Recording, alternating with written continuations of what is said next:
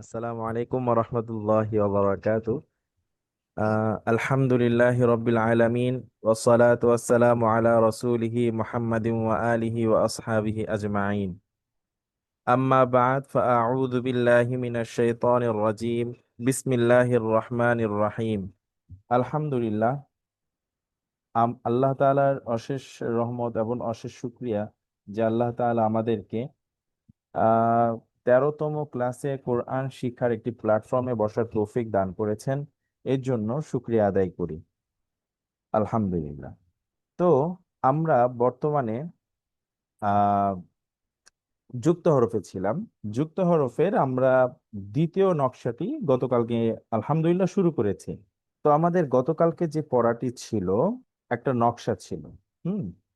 তো আগে একটি নকশা ছিল। আগের নকশাটি এক দাঁত গোল মাথা, তিন দাঁত সদের মাথা, এরকম। তো এটা আরেকটা নকশা।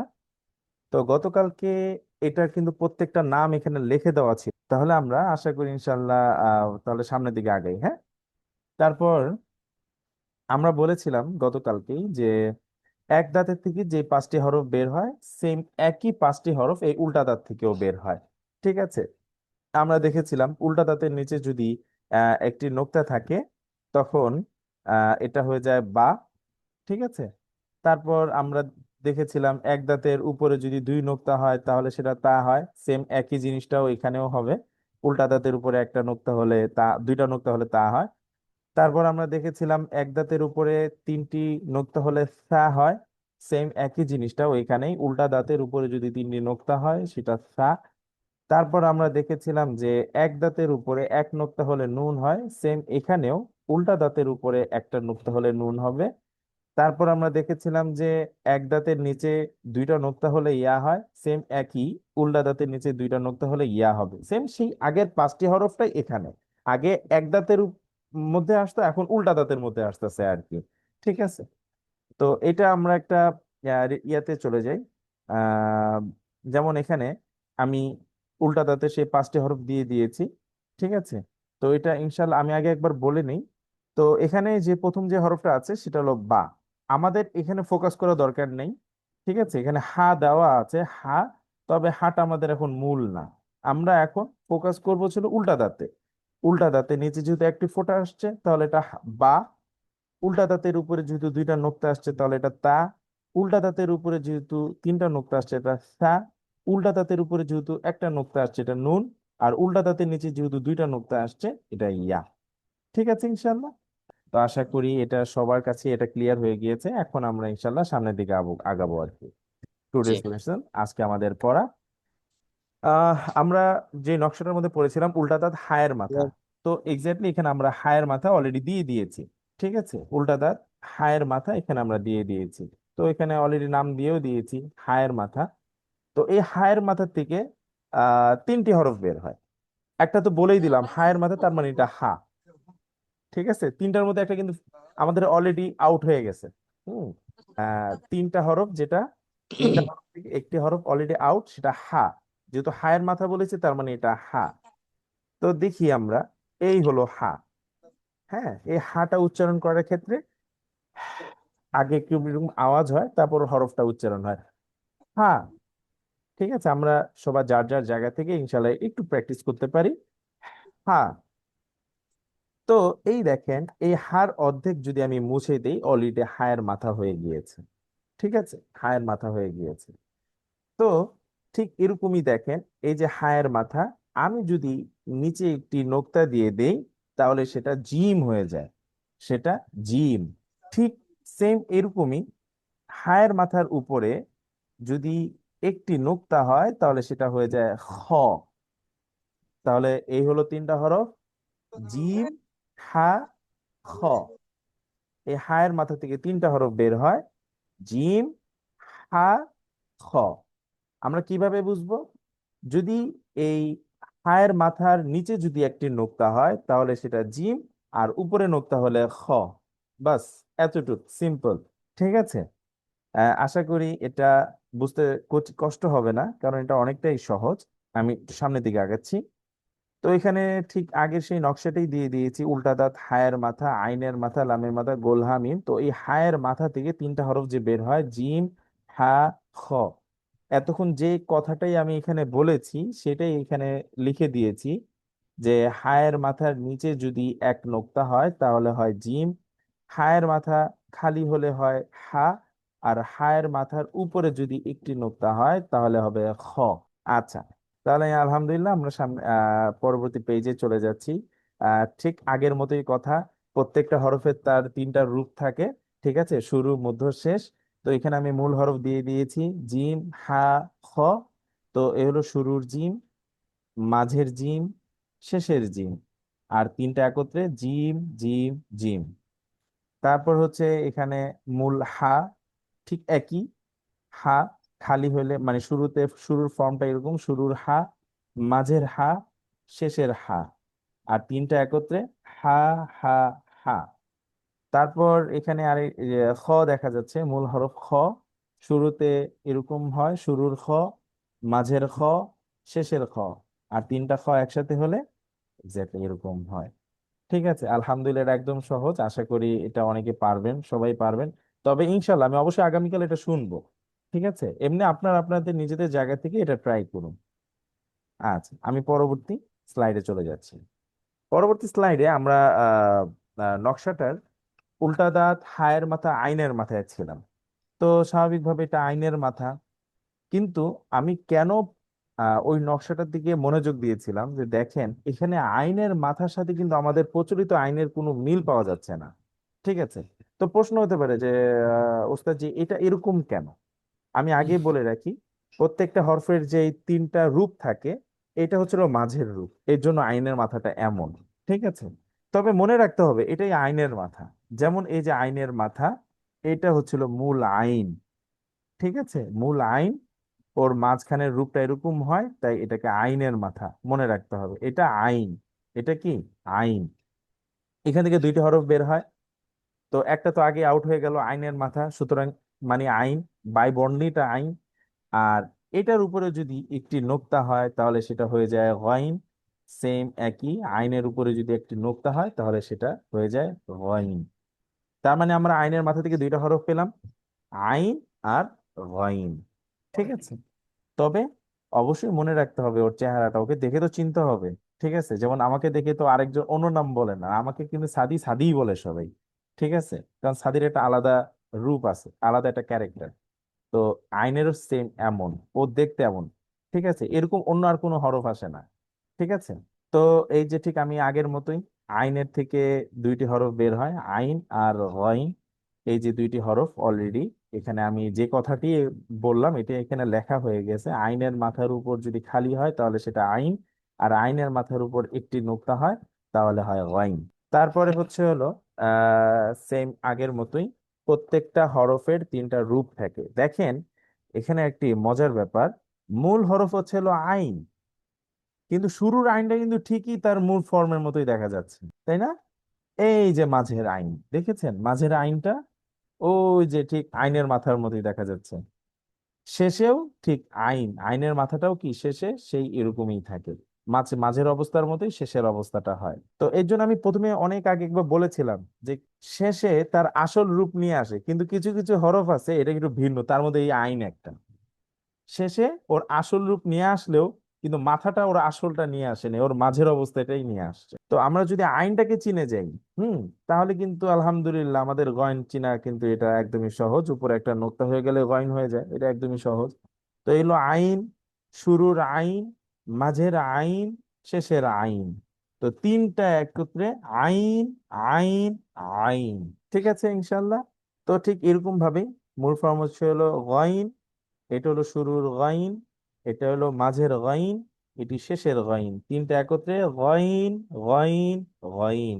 তো ইনশাল্লাহ আজকের ক্লাসটা এতটুকুই, এই দুইটি হরফই আমাদের থাকবে, হায়ের মাথা আর আইনের মাথা দিয়ে। তা আলহামদুলিল্লাহ, তো আজকের ক্লাস আমাদের এতটুকুই। আহ আগামীকালকে আমরা ইনশাল্লাহ লামের যেই লামের মাথা এটা নিয়ে ইনশাল্লাহ আমরা আগাবো, পড়বো।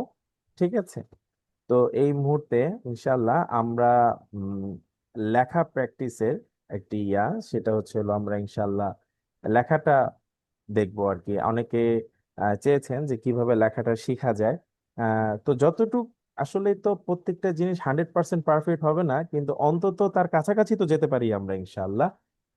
তো এই জন্য আমি হোয়াইট বোর্ড অন করছি। তো আজকে আমরা যে হরফটা শিখব সেটা হচ্ছে আলিফ। আমরা আজকে আলিফ শিখব। তো আলিফ শিখব, লেখার ক্ষেত্রে সবসময় মনে রাখতে হবে আরবি সবসময় ডান দিক থেকে শুরু হয়, আর বাংলা, ইংরেজি সবসময় বাম দিক থেকে শুরু হয়।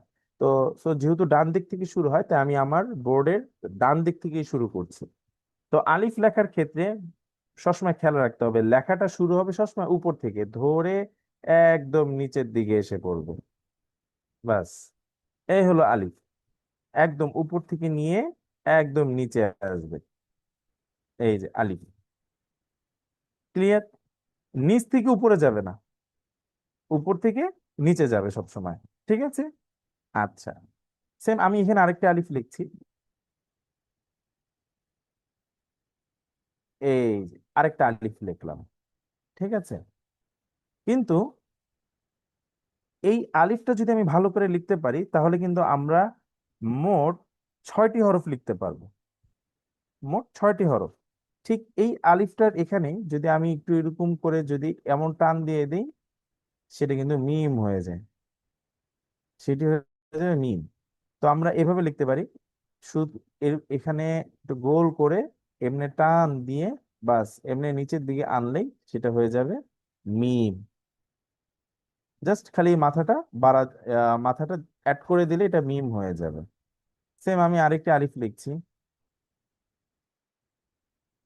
এই যে আলিফ, যদি আমরা এই আলিফটা ভালো করে লিখতে পারি, যদি এই মাথাটা এখান থেকে অ্যাড করে দেই তাহলে এটা মিম হয়ে যায়। আর যদি এই নিচের থেকে যদি এমনি একটু গোল করে দেই, তখন সেটা হয়ে যাবে লাম। লাম হয়ে যাবে। সেম আমি আরেকটি আলিফ লিখে দিচ্ছি। এই যে আরেকটি আলিফ লিখছি। ঠিক আছে, আলিফ শেষে টান, এখানে টান দিয়ে দিলাম, তাহলে সেটা হয়ে যাবে কাফ। তা আপাতত আমরা এই 4টা হরফই শিখি আজকে। আলিফ, মিম, লাম, কাফ। আগে আমরা আলিফটা প্র্যাকটিস করব, কমপক্ষে 10 বার লিখবো। আরেকটা আমরা এখানে লিখি আলিফ। আলিফ লিখলাম। আলিফ লেখার পরে একদম এই নিচ থেকে কলমটি ধরেই এমনি টান দিয়ে এই বা বাস ত। তো হুম। রাইট আগে এমনি রাইট এখানে টান দিয়ে নিচে আনবো, কলম উঠাবো না। কলম এখান থেকে ধরেই বাস একদম উপর থেকে নিয়ে এইভাবে নিয়ে এসে এখানে ছেড়ে দিব বাস ত।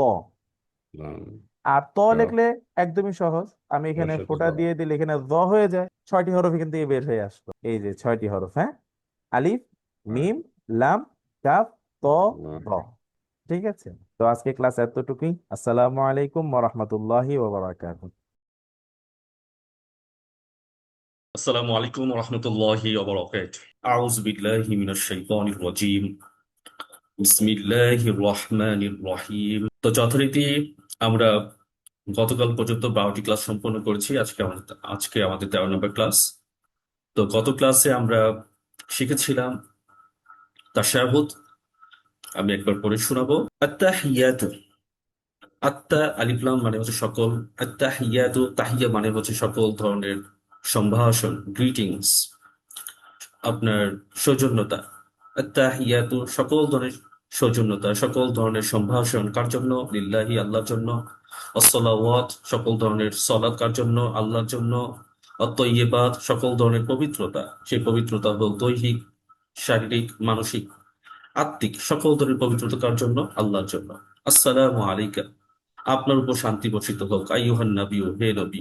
রাহমাতুল্লাহি এবং আল্লাহর দয়া বর্ষণ হোক। অবরাকাতুহু এবং আল্লাহর পক্ষ থেকে বারাকাত কল্যাণ বর্ষণ হোক আপনার উপর।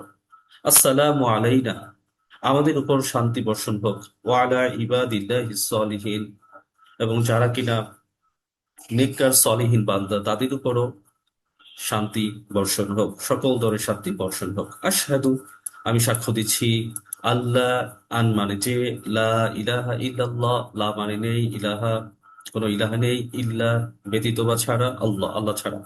ওয়া আশহাদু এবং আমি আরো সাক্ষ্য দিচ্ছি, আন্না নিশ্চয়ই, মুহাম্মদ সাল্লাল্লাহু আলাইহি ওয়াসাল্লাম তিনি হচ্ছেন আল্লাহ সুবহানাহু ওয়া তাআলার বান্দা, আবদুহু ওয়া রাসূলুহু এবং তার রাসূল।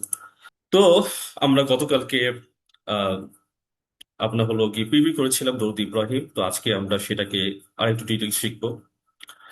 ডিটেলস বলতে এটাকে আমাদের রিভিশন হয়ে যেতে পারে, আজকে আমাদের রিভিশন হয়ে যাবে দরুদ ইব্রাহিম। তো আমরা একবার একটু বাংলা পড়বো, দেন আমরা চলে যাবো হচ্ছে আরবিতে। আল্লাহুম্মা সাল্লি আলা মুহাম্মদ, হে আল্লাহ মুহাম্মদ সাল্লাল্লাহু আলাইহি সাল্লামের উপর রহমত বর্ষণ করুন। ও আলা আলি মুহাম্মদ এবং মুহাম্মদ সাল্লাল্লাহু আলাইহি সাল্লামের পরিবারের উপরও আপনি রহমত বর্ষণ করুন। কামা সাল্লাইতা যেভাবে করে আপনি রহমত বর্ষণ করেছিলেন আলা ইব্রাহিম, ইব্রাহিম আলাইহিস সালামের উপর। ও আলা এবং তার উপর আলী ইব্রাহিম, অর্থাৎ যেভাবে করে আপনি ইব্রাহিম আলাইহিস সালামের বংশধরদের উপর আপনি রহমত বর্ষণ করেছিলেন, ঠিক সেভাবে করে মুহাম্মদ সাল্লাল্লাহু আলাইহি সাল্লামের উপরও আপনি রহমত বর্ষণ করুন। ইন্নাকা নিশ্চয়ই আপনি হামিদ অত্যন্ত প্রশংসিত, মজিদ এবং আপনি মহিমান্বিত। আল্লাহুম্মা হে আল্লাহ, বারিক আপনি বারাকা দান করুন, আলা মুহাম্মদ, মুহাম্মদ সাল্লাল্লাহু আলাইহি সাল্লামের উপর। ওয়ালা আলী মুহাম্মদ এবং মুহাম্মদ সাল্লাল্লাহু আলাইহি সাল্লামের বংশধরদের উপর। কামা বারাকতা যেভাবে করে আপনি বারাকা দান করেছিলেন আলা ইব্রাহিম, ইব্রাহিম আলাইহিস সালামের উপর। ওয়ালা আলী ইব্রাহিম এবং ইব্রাহিম আলাইহি সালামের যে বংশধর তাদের উপর যেভাবে করে আপনি বারাকা বর্ষণ করেছিলেন, ঠিক সেরকম বারাকা আপনি মুহাম্মদ সাল্লাল্লাহু আলাইহি সাল্লামের উপর বর্ষণ করুন। ইন্নাকা নিশ্চয়ই আপনি হামিদ অত্যন্ত প্রশংসিত, মজিদ মহিমান্বিত। চলুন আমরা এখন একটু ডিটেলস একটু শেখার চেষ্টা করি। আল্লাহুম্মা আমরা এটা শিখেছি। আল্লাহুম্মা মানে হচ্ছে হে আল্লাহ, এটা আমাদের পরিচিত শব্দ। সল্লি, সল্লি মানে হচ্ছে রহমত বর্ষণ করুন। সল্লি রহমত বর্ষণ করুন। সল্লি মানে হচ্ছে রহমত বর্ষণ করুন। এই সল্লি শব্দটি কোত্থেকে এসেছে সলাতান থেকে এসে। এই যে আমরা যে বলি আসসালাত আসসালাত, এই সলাত মূলত হচ্ছে হলো মূল শব্দ, যেটাকে বলা হয় ভার্বাল নাউন, যে আরবিতে বলা হয় মাসদার। এটা সাধারণত চার ধরনের অর্থ বা চার ধরনের সেন্স দিয়ে থাকে: দোয়া, রাহমাত, ইস্তিগফার, বরকত কামনা করা। কারো কাছে দোয়া করা বা প্রার্থনা করা, কারো কাছে রহমত চাওয়া, কারো কাছে ইস্তিগফার চাওয়া, কারো কাছে বরকত কামনা করা। তো আমি নিচে আহ, সূত্র দিয়ে দিয়েছি লিসানুল আরবের 24 নম্বর খণ্ড 464 থেকে 466 পৃষ্ঠা, তাজুল আরুস 39 নম্বর খণ্ড 15 থেকে 20 নম্বর পৃষ্ঠা, ডিটেইলস সলাদের অর্থের ব্যাখ্যাগুলো সেখানে আলোচনা করা হয়েছে। আল কামুসুল মুহিত 1322 নম্বর পৃষ্ঠা, আল মুআজ্জাম আল ওয়াসিত 522 নম্বর পৃষ্ঠা, সেখানে বিস্তারিতভাবে সেখানে আলোচনা করা হয়েছে। তো সল্লি মানে কি রহমত বর্ষণ করুন। জায়গা বুঝে, কনটেক্সট বুঝে এক এক সময় বিভিন্ন অর্থ প্রকাশ পায়। তো সলাৎ কি ইস্তিগফারের সমর্থক? না। সলাৎ ইস্তিগফারের সমর্থক না। সলাৎ কি বরকতের সমর্থক? না। সলাৎ শব্দটি বারাকা বা বরকতের সমর্থক না। সলাৎ কি দোয়ার সমর্থক? না। সলাৎ দোয়ারও সমর্থক না। এটা একটা দোয়া, একটা কোনো সমর্থক শব্দ না। সলাতান এটা একটি ইসলামিক পরিভাষা। এটা হচ্ছে আল্লাহ সুবহানাহু ওয়া তাআলার পক্ষ থেকে এমন একটি শব্দ, যে শব্দটি বলার সাথে সাথে একই সাথে দুই থেকে তিনটা সেন্স, দুই থেকে তিনটা মিনিং একই সাথে বোঝাবে। অর্থাৎ যখন আমরা দোয়া করছি আল্লাহুম্মা সল্লি, হে আল্লাহ আপনি রহমত বর্ষণ করুন, তার মানে কি এখানে রহমতের ভিতরে অন্তর্ভুক্ত হচ্ছে ইস্তিগফার। অর্থাৎ তো কি দাঁড়াচ্ছে, আল্লাহুম্মা হে আল্লাহ সল্লি আমি রহমত বর্ষণ করুন, আমি যদি এখানে প্রকাশ করি, এখানে আমি রহমত না, আমি যদি এখানে বলি ইস্তিগফার বর্ষণ করুন, হে আল্লাহ মুহাম্মদ সাল্লাল্লাহু আলাইহি সাল্লামকে আপনি ক্ষমা করে দিন, তার বংশধরকে আপনি ক্ষমা করে দিন, এই অর্থ এখানে আনা যায়। কিন্তু আমি যখন রহমত ওয়ার্ডটা আনবো, এই রহমতের ভিতরে সকল ধরনের আপনার মানে গুণাগুণ চলে আসে। কারণ যখন আল্লাহর পক্ষ থেকে আমি রহমত পাবো, তখন আল্লাহর পক্ষ থেকে ইস্তিগফার পাওয়াটা সহজ হয়ে যায়। যখন আল্লাহর পক্ষ থেকে আমি রহমত পাবো, যখন তার পক্ষ থেকে বারাকা পাওয়াটা সহজ হয়ে যায়। এই কারণে আমরা আল্লাহুম্মা সল্লি, অধিকাংশ অনুবাদ গ্রন্থগুলোতে সল্লি সেন্স দেওয়া হয়েছে রহমত বর্ষণ করুন। কার উপর? আলা, আলা মানে উপর, কার উপর? মুহাম্মদ সাল্লাল্লাহু আলাইহি ওয়াসাল্লামের উপর। আলা মুহাম্মাদিন, আলা হচ্ছে প্রিপজিশন। আমরা বারবার বলে সেই প্রিপজিশনের পর সবসময় একটা নাউন বসে। নাউনটাকে মুহাম্মদ, মোহাম্মদ হচ্ছে নাম, আরবিতে বলা হয় ইসিম। এই আলা এই প্রিপজিশনের পর যে নাউনটা থাকবে, আরবিতে সেই নাউনের নিচে দুইটা জের থাকে সবসময়, বা দুইটা জের হোক বা একটা জের হোক, জের থাকতে হবে। তাহলে মুহাম্মদ, দেখেন মুহাম্মাদুন কিন্তু হয়নি, মুহাম্মাদিন হয়েছে। আল্লাহুম্মা সাল্লি আলা মুহাম্মদ, হে আল্লাহ রহমত বর্ষণ করুন, আলা উপর, কার উপর? মুহাম্মদ সাল্লাল্লাহু আলাইহি সাল্লামের উপর আপনি রহমত বর্ষণ করুন।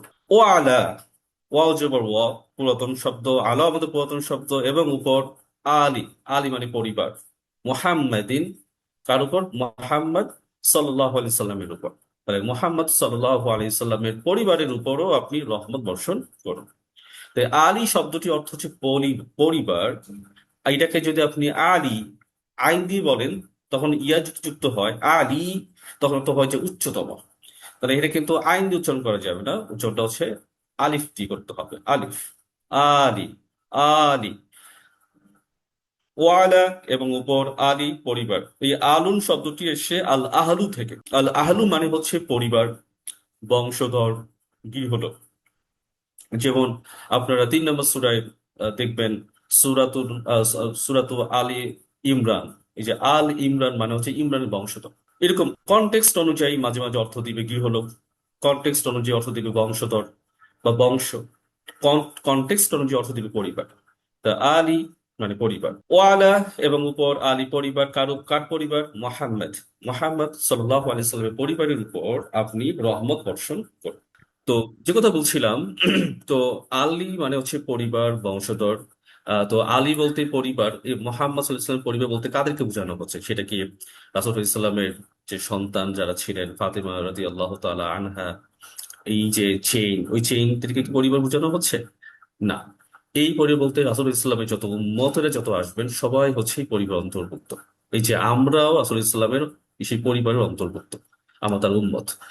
যেমন আপনার একটা কোম্পানি যদি আপনি প্রতিষ্ঠা করেন, সেই কোম্পানিতে আপনার যদি 100 জন এমপ্লয়ি থাকে, সেই 100 জন এমপ্লয়ি হচ্ছে আপনার একটা পরিবার। আমি যেখানে জব করি, যেখানে কাজ করি, সেই সকল মেম্বার হচ্ছে আমার একটা পরিবার। তো এই পরিবার বলতে আহ এটা বোঝানো হচ্ছে না যে আমার রক্তের সম্পর্ক, এখানে রক্তের সম্পর্ক মিন করানো হচ্ছে না, এখানে বলতে হচ্ছে হলো আম বা ব্যাপক অর্থে বোঝানো হচ্ছে। তাহলে ওয়ালা আলী মুহাম্মদ এবং উপর আলী, আলী মানে পরিবার। এটা কার পরিবার? মুহাম্মাদিন, মুহাম্মদ সাল্লাল্লাহু আলাইহি সাল্লামের পরিবারের উপরও আপনি রহমত বর্ষণ করুন। কামা যেমনি ভাবে, সল্লাইতা আপনি রহমত দিয়েছেন। এই যে সল্লাইতা, আমরা একটু আগে শিখেছি, সল্লাইতার মূল যে রুট ওয়ার্ড সেটা হচ্ছে সলাত। সলাত থেকে এসেছে সল্লাইতা। সল্লা মানে আপনি রহমত দান করুন, আদেশ, এবং সল্লাইতা হচ্ছে আপনি রহমত দিয়েছেন। কামা যেমনি ভাবে, সল্লাইতা আপনি রহমত দিয়েছেন, সল্লাইতা আপনি রহমত দিয়েছেন, আলা উপর, কার উপর? ইব্রাহিম, ইব্রাহিম আলাইহি সালাতুসাল্লামের উপর যেভাবে করে আপনি রহমত দিয়েছেন, ঠিক সেভাবে করে আপনি মুহাম্মদ সাল্লাল্লাহু আলাইহি সাল্লামের উপরও আপনি রহমত বর্ষণ করুন। ইব্রাহিম আলাইহি সালাতুসাল্লামের সাথে মুহাম্মদ রাসূলুল্লাহ সাল্লাল্লাহু আলাইহি সাল্লামের একটি আত্মিক সম্পর্ক আছে। সরাসরি ইব্রাহিম আলাইহি সালাতুসাল্লামের সাথে মুহাম্মদ সাল্লাল্লাহু আলাইহি সাল্লামের সাথে সম্পর্ক আছে। সেই সম্পর্কটা কোরআনটা যদি আমরা ভালো মতো পড়ি, আমরা খুব চমৎকার ভাবে সেই সম্পর্কটা বুঝতে পারি।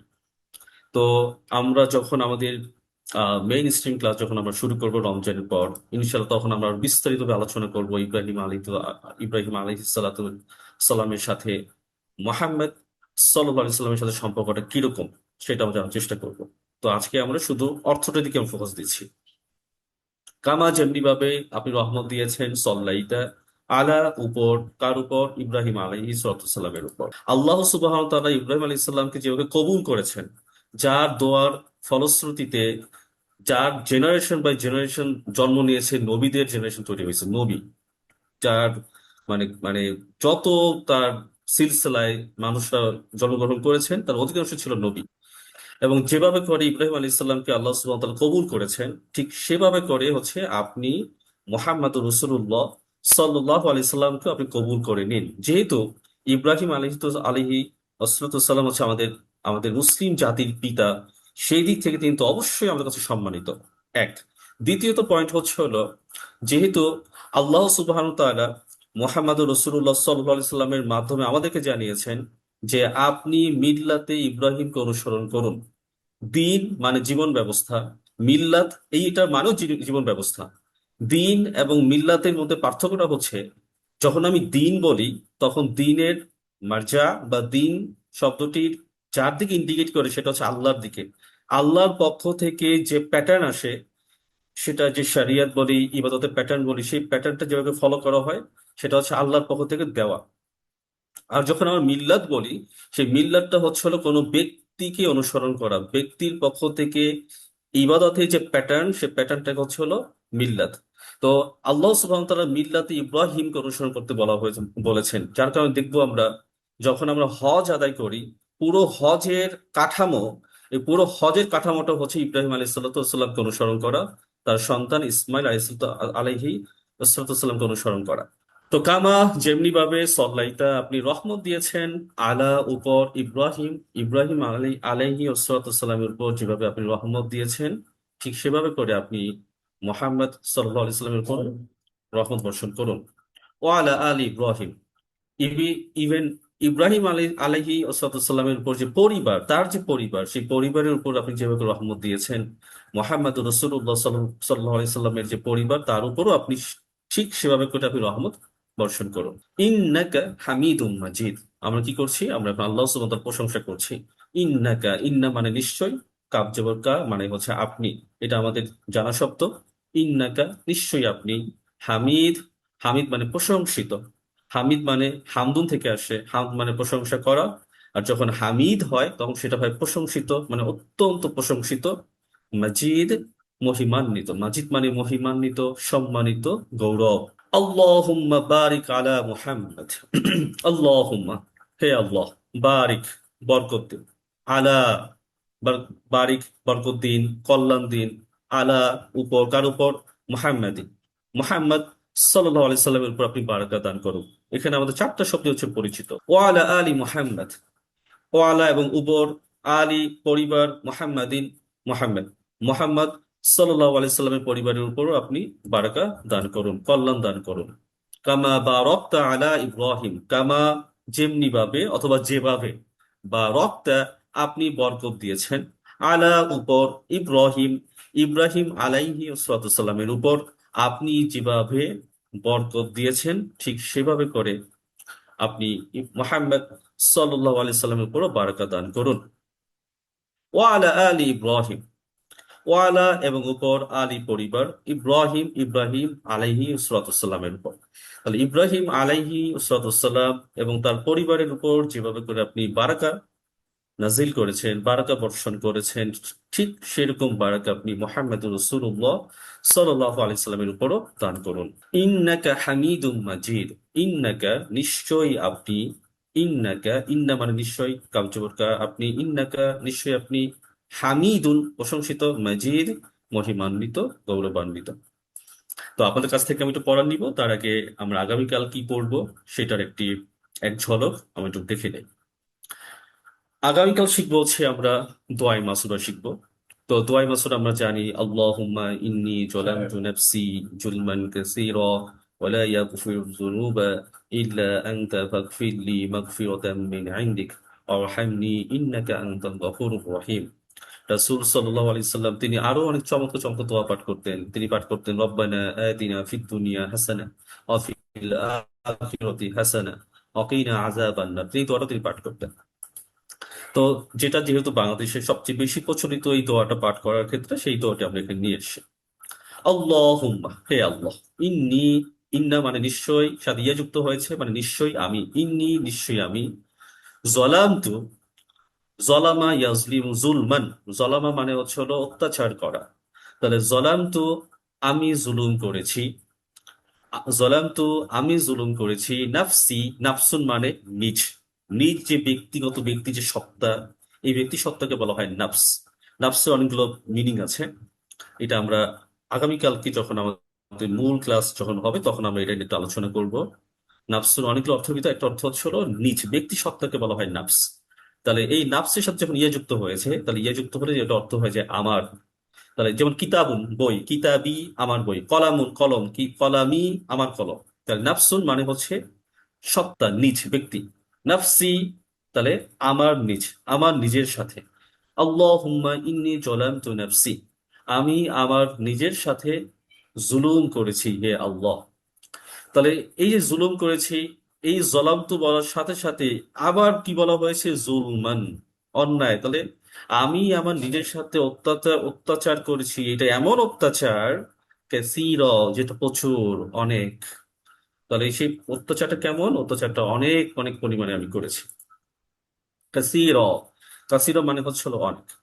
তা আল্লাহুম্মা, হে আল্লাহ, ইন্নী নিশ্চয়ই আমি, যালামতু আমি জুলুম করেছি, আমি অন্যায় করেছি, নাফসি আমার নিজের সাথে, জুলমান অন্যায়, জুলুম। তাহলে আমি আমার নিজের সাথে জুলুম করেছি, নিজের সাথে আমি অন্যায় করেছি, কাসীরা অনেক। ওয়ালা আমাদের পুরাতন শব্দ, ওয়ালা ওয়াজবর, এবং এবং লা মানে না, এবং না, ইয়াগফিরু ক্ষমা করেন। মানে কি, আপনি যদি ক্ষমা না করেন, আপনি ক্ষমা না করলে, কি ক্ষমা না করলে, আর জুনুব, জুনুবের সাথে আলিফ লাম যুক্ত হয়েছে, তার মানে হলো যত ধরনের গুনাহ আছে, সেটা কবিরা হোক সগীরা হোক, সকল ধরনের গুনাহ যদি আপনি ক্ষমা না করেন, ইল্লা, ইল্লা, ইল্লা মানে ছাড়া, আন্তা মানে আপনি, আন্তা মানে আপনি, আমরা জানি কাব জবর কাও মানে হচ্ছিল আপনি, তারপর হচ্ছে আনা, আনা মানে হচ্ছে আমি, এবং হচ্ছে নাহনু, নাহনু মানে ছিল আমরা, আর আন্তা, আন্তা মানে হচ্ছিল আপনি। তাহলে ইল্লা আংতা আপনি ছাড়া, ইল্লা আংতা আপনি ছাড়া। তো অলা ইয়াগফিরু যুনুবা ইল্লা আন্ত, অলা এবং না, অর্থাৎ এখানে অ্যাকচুয়াল মিনিংটা এরকম হবে, অর্থ সাজানোর ক্ষেত্রে, নেই, ইয়াগফির ক্ষমাকারী কেউ নেই, ক্ষমা করার কেউ নেই, আজ যুনুব গুনাহসমূহ, অর্থাৎ গুনাহসমূহকে, গুনাহগুলোকে ক্ষমা করার কেউ নেই, ইল্লা ছাড়া, আন্তা আপনি, অর্থাৎ আপনি ছাড়া গুনাহ ক্ষমা করার কেউ নেই। আচ্ছা হুজুর, এই গুনাহ মানে কি? এটা তো আসলে আমরা গুনাহ বুঝি হচ্ছে, না। গুনাহ, গুনাহ বলতে আমরা বুঝি অপরাধ, অপরাধ। অপরাধ। আল্লাহ সুবহানাহু ওয়া তাআলার যে আল্লাহ সুবহানাহু ওয়া তাআলা আদেশ, নিষেধ। তার জুনুব, জুনুব মানে হচ্ছে হলো গুনাহ, গুনাহ মানে অপরাধ, অপরাধ করা। তাহলে আপনি যদি আমাদের অপরাধগুলোকে যদি আপনি মাফ না করেন, ক্ষমা না করেন, ইল্লা আংতা আপনি ছাড়া, অর্থাৎ অলা ইয়াগফির কেউ নেই, ক্ষমা করার কেউ নেই, আর জুনুব মানে হচ্ছে গুনাহসমূহ, অর্থাৎ অপরাধ সমূহ, ইল্লা আনতা আপনি ছাড়া, অর্থাৎ আপনি ছাড়া গুনাহ সমূহ, অপরাধ সমূহ ক্ষমা করার কেউ নেই। তো অলরেডি আমরা শিখেছি আনতা মানে হচ্ছে আপনি। ফাগফির লি, ফাগফির লি, ফাগফির অতএব ক্ষমা করুন। এখানে ফাগফিরটি যুক্ত বর্ণ, ফা। আরবিতে আপনি যত ফা জবর ফা পাবেন, যদি কোনো শব্দের শুরুতে, সেটা নাউন হোক ভার্ব হোক, ইকফির এটা ভার্ব, তার আগে যদি ফা যুক্ত হয়, তখন এটা অর্থ হয় যে অতএব বা সুতরাং, অতএব বা সুতরাং অর্থ মিনিং দেয়। এই ফাটাকে আরবিতে বলা হয় হরফে আতফ। এই ফা, ফা মানে অতএব, ইগফির, ইগফির মানে ক্ষমা করুন, আল্লাহর কাছে অনুরোধ করা, ইগফির আপনি ক্ষমা করুন। আমরা আলোচনা করছিলাম যেটি হচ্ছে ফাগফির, ফাগফির মানে অতএব ক্ষমা করুন। এই ফাগফিরটি হচ্ছে যুক্ত বর্ণ, যেখানে ফা জবর ফা, ফার হচ্ছে একটি মিনিং আছে, এবং ইগফির এটা একটা মিনিং আছে। তাহলে ফা শব্দটির অর্থ হচ্ছে অতএব অথবা সুতরাং। অতএব এবং সুতরাং, সুতরাং বলার ক্ষেত্রে আমরা যে আরবিটা ব্যবহার করি সেটা হচ্ছে হলো ফা। এটা আরো কিছু শব্দ আছে, সুম্মা, সুম্মা মানে অতঃপর। তো ফা মানে অতএব, ইগফির ক্ষমা করুন, আল্লাহর কাছে আমি অনুরোধ করছি, ফাগফির অতএব আপনি ক্ষমা করুন, লি, লি মানে আমাকে, লি মানে আমাকে। তা লাম ইয়া যে লি, লি মানে হচ্ছে আমাকে, অতএব ক্ষমা করুন আমাকে। তো আমাকে ক্ষমা করুন, কি ক্ষমা করবে, মাগ ফিরতেন। এই মাগ ফিরত, তো আমি এখন প্রশ্ন চলে আসতে পারবো, মাগ ফিরত মানে তো ক্ষমা। এখানে আল্লাহ সুবহানাহু ওয়া তাআলা আমাদেরকে বললেন যে ফাগফির, মানে আল্লাহ সুবহানাহু ওয়া তাআলার কাছে আমরা দোয়া করছি, ফাগফির অতএব ক্ষমা করুন, আবার বলছি মাগ ফিরা ক্ষমা, তাহলে এটা মানে একই তো অর্থ হয়ে গেল। এখানে মূলত হচ্ছে, আমি যখন বলছি ফাগফির আমাকে ক্ষমা করুন, ফাগফিরলি আমাকে ক্ষমা করুন, মাগফিরাত অর্থাৎ আল্লাহর পক্ষ থেকে আমি বিশেষভাবে ক্ষমা চাচ্ছি। আমরা যখন আল্লাহ সুবহানাহু ওয়া তাআলার কাছে যখন বিশেষভাবে যখন ক্ষমা যখন চাই, তখন সেই ক্ষেত্রে আমরা ব্যবহার করি মাগফিরাহ, মাগফিরাহ। তাহলে মাগফিরা মানে হচ্ছে ক্ষমা, ততএব আপনি আমাকে ক্ষমা করে দিন। মিন, মিন মানে থেকে বা হতে, ইনদিক, ইনদিক মানে হচ্ছে হলো আপনার কাছ থেকে, মিন ইনদিক আপনার কাছ থেকে। তার কাপ জবর কা, কাপ মানে হচ্ছে হলো আপনার, আমাদের জানা শব্দ। আর ইন্দি, ইন্দি মানে হচ্ছে হলো কাছ, আর ইন্দি মানে হচ্ছে হলো কাছ। তবে আপনার কাছ থেকে যে ক্ষমা রয়েছে সেই ক্ষমা আপনি আমাকে দান করুন। আপনার কাছে যে ক্ষমা রয়েছে সেই ক্ষমা আপনি আমাকে দান করুন। যদি এটাকে আমরা একটা সহজ সরল যদি একটা বাংলা রূপ দান করাই, অর্থটা হয় এরকম: আপনার কাছে যে ক্ষমা রয়েছে সেই ক্ষমা আপনি আমার জন্য আমাকে দান করুন। ফাগফির লি, যদি ভেঙে ভেঙে অর্থ করি, ফাগফির অতএব ক্ষমা করুন, লি আমাকে, মাগফিরা ক্ষমা, মিন থেকে, ইনদিক আপনার কাছ থেকে, অরহামনি, অরহামনি ইন্নাকা আনতাল গফুরুর রহিম। অরহামনি, ওয়াও জবর ওয়া মানে এবং, ইরহামনি আল্লাহর কাছে আমরা রিকোয়েস্ট করছি, ইরহাম আপনি দয়া করুন, নি ইয়াযুক্ত হয়েছে মানে আমাকে, অরহামনি এবং আমাকে দয়া করুন, আমার উপর দয়া করুন, ইন্নাকা নিশ্চয়ই আপনি, ইন্না মানে নিশ্চয়, কাব জবর কা নিশ্চয়ই আপনি, আনতা আপনি।